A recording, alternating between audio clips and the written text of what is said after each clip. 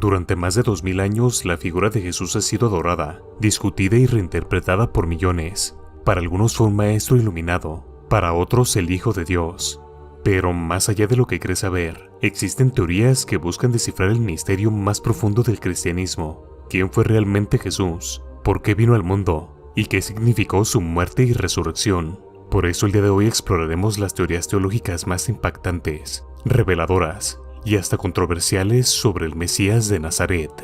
Prepárate porque después de esto nunca volverás a pensar en Jesús de la misma forma. A lo largo de los siglos, teólogos, filósofos y místicos han intentado comprender la muerte de Jesús. Sin embargo, no existe una única respuesta. De hecho, cada corriente teológica ha ofrecido su propia interpretación del sacrificio, la encarnación y el propósito divino. Así que comencemos con una de las más antiguas, una teoría que incluye al mismísimo adversario de Dios. En los primeros siglos del cristianismo, algunos padres de la iglesia como Orígenes y Gregorio de Nisa proponieron una visión tan extraña como profunda, que la humanidad al pecar quedó prisionera del diablo y que Jesús fue el precio que Dios pagó para liberarla. Según esta teoría, Satanás tenía un supuesto derecho legal sobre las almas humanas. La única forma de romper ese dominio era ofrecer algo tan valioso, tan perfecto, que él no pudiera rechazarlo.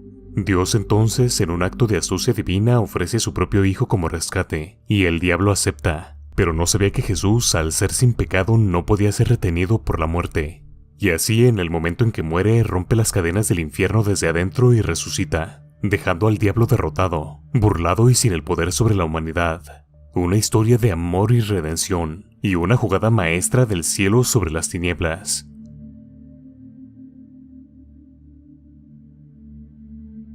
Siglos después, en plena Edad Media, surgió una visión distinta, más solemne, más feudal. San Anselmo de Canterbury, un teólogo del siglo XI, formuló una teoría que cambiaría para siempre la forma de entender el sacrificio de Jesús. La teoría de la satisfacción. En esta visión, el pecado no es solo desobediencia, es una ofensa al honor infinito de Dios, una deuda que ningún ser humano puede pagar, porque ningún ser humano es digno ante la santidad absoluta del Creador. Pero entonces, ¿cómo se repara lo irreparable? Pues Dios mismo asume la forma humana y paga esa deuda. Jesús como hombre representa a la humanidad, y como Dios su sacrificio tiene valor infinito. Con su obediencia perfecta y su muerte voluntaria, Jesús restaura el honor divino y reconcilia el mundo con su Creador. Ya no se trata de un rescate al enemigo, sino de una deuda saldada ante la majestad de Dios, una justicia cumplida, pero por amor. Es el siglo XVI. Europa arde en debates, herejías y reformas. En medio de este caos teológico surge una interpretación radical, promovida por Martín Lutero y otros reformadores. La teoría penal sustitutiva. Aquí el pecado no es solo una deuda o una ofensa, es un crimen ante la ley divina, y como todo crimen exige un castigo. Dios es justo y su justicia no puede ignorar la maldad, pero también es amoroso y no desea destruir a su creación. Toma sobre sí el castigo que merecíamos, sufre el juicio, la ira, el abandono, para que nosotros fuéramos declarados inocentes. En la cruz no solo se ve el amor de Dios, también su justicia implacable. Jesús no murió para convencer a Dios de amarnos, murió porque ya nos amaba, y esa fue la única forma de salvarnos sin violar su propia ley. No todos los teólogos vieron la cruz como una transición legal o una batalla cósmica. En el siglo XII, Pedro Abelardo, filósofo brillante y polémico, propuso una idea radical. Jesús no vino a pagar un precio ni a sufrir un castigo, sino a amar. Según la teoría moral, el sacrificio de Cristo no fue para satisfacer la justicia de Dios, sino para revelar el amor perfecto de Dios a la humanidad.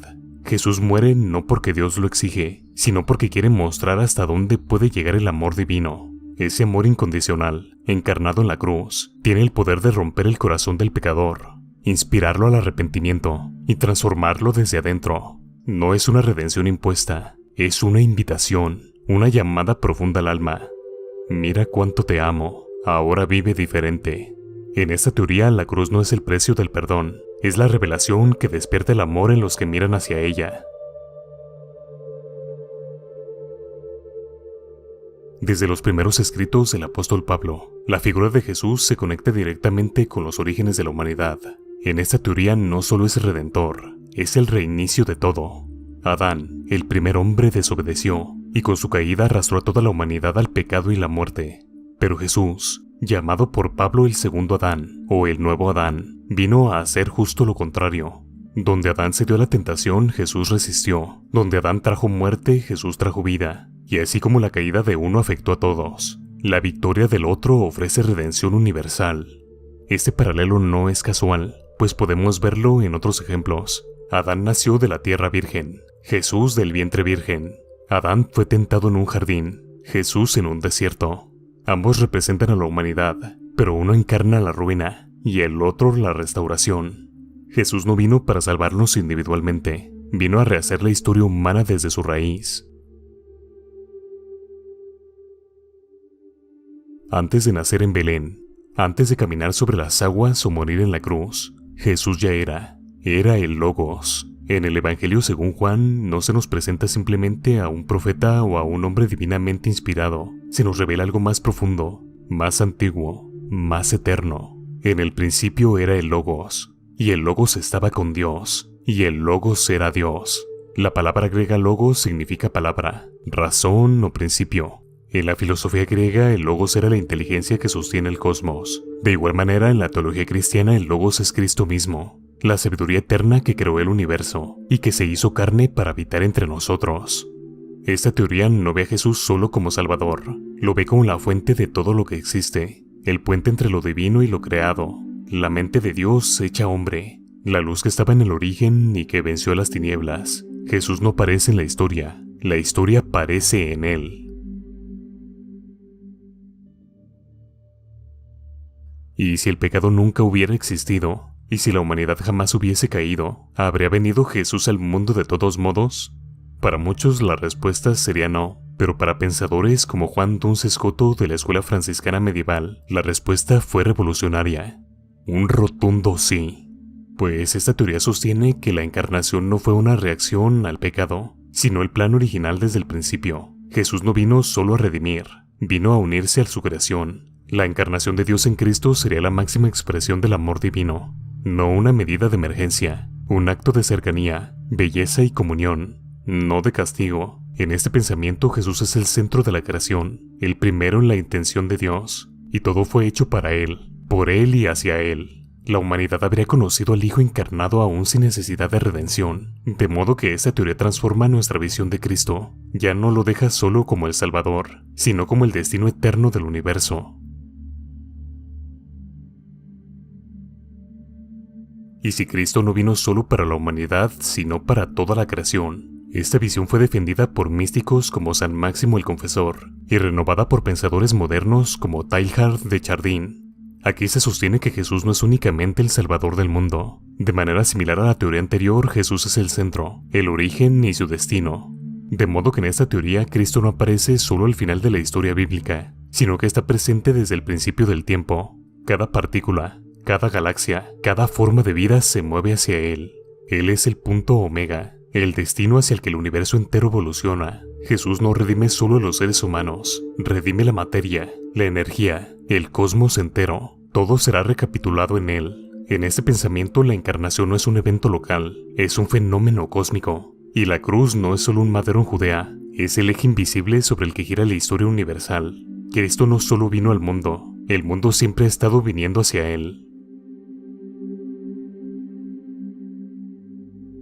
Mucho antes de que el nombre Jesús resonara en Galilea, las escrituras ya hablaban de una presencia misteriosa, una figura femenina, resplandeciente y eterna, la sabiduría de Dios, o como se le llamaba en griego, Sofía. En libros como Proverbios, Sabiduría y Eclesiástico, esta entidad habla en primera persona. Yo estaba junto a él como arquitecta, jugaba en su presencia todos los días. La teología cristiana primitiva identificó esta figura con Cristo. Él es la sabiduría preexistente, la mente divina que organizó el universo, la voz que llama a los hombres a la verdad y que finalmente se hizo carne. En esta teoría, Jesús no es solo el Maestro o el Salvador, es la sabiduría personificada, caminando entre los hombres, ofreciendo el aliento del alma y la luz del entendimiento. Ver a Cristo como la sabiduría eterna une la creación, la revelación y la redención en una sola figura, una figura que no solo enseña, sostiene todo lo que existe. En los márgenes del cristianismo primitivo surgieron voces distintas. Grupos conocidos como los gnósticos veían el mundo de otra forma, no como una creación buena caída en pecado, sino como una prisión espiritual construida por un Dios menor, ignorante, el demiurgo. En este sistema de pensamiento, el verdadero Dios no es el del Antiguo Testamento, sino un Dios oculto, puro, inefable, más allá de todo. Y Jesús no vino a morir por nuestros pecados, sino a despertarnos del engaño. Es el portador del conocimiento sagrado, la gnosis, una chispa divina que recuerda a las almas quiénes son realmente, no simples criaturas, sino fragmentos de lo divino atrapados en materia. Según los gnósticos, su muerte no fue un sacrificio expiatorio, fue el culmen de su enseñanza, una revelación última para liberar al alma del ciclo material. En esta visión, Jesús es más que un salvador, es un despertador de conciencias, un emisario del infinito que nos susurra: tú no eres de este mundo, y yo he venido a recordártelo. Hemos visto 10 visiones, 10 formas de mirar el misterio más grande del cristianismo. No hay una sola respuesta, pero sí una búsqueda eterna. ¿Quién es realmente Jesús? ¿Acaso es un redentor, un sabio, el Logos, o una chispa divina? Quizá de alguna manera las es todas a la vez. Déjame en los comentarios tú qué opinas, pero recuerda hacerlo siempre desde el respeto más absoluto. Quiero dar un agradecimiento especial a los miembros del canal y también a todos los que han llegado hasta aquí. Su apoyo me inspira muchísimo para continuar con estos videos. Muchas gracias por escucharme y nos vemos en la próxima.